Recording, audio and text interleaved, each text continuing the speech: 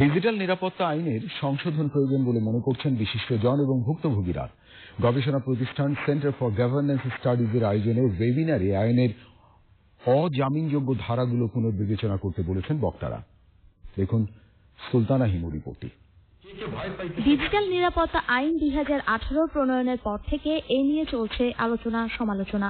এই আইনের মাধ্যমে গণমাধ্যম কর্মী সহ বিভিন্ন শ্রেণী পেশার মানুষ হয়রানির শিকার হয়েছেন বলে অভিযোগ রয়েছে। এ নিয়ে বেসরকারি গবেষণা প্রতিষ্ঠান centre for governance studies CGS এর ওয়েবিনারে বক্তারা আইনের বিভিন্ন ধারা সংশোধনের দাবি জানিয়েছেন।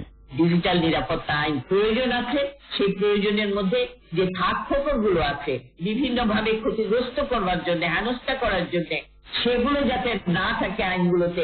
এই প্রেশারটা প্রচ্ছন্নভাবে আদালতের উপর যেভাবে এখন কাজ করছে, আদালতের রিফিউজও করতে পারছে। আমাদের কনস্টিটিউশনে পরিষ্কার বার আছে, একই বিষয়ে একাধিক মামলা হতে পারবে না।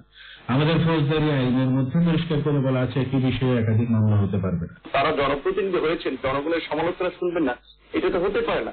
এবং সবচেয়ে ভয়ঙ্কর দিক হচ্ছে যেটা খুবই যারা আপনার ভুক্তভোগী তারা মামলা না করে তাদের অতি উৎসাহী সমর্থকরা একেবারে দেদারসে মামলাগুলো করছে।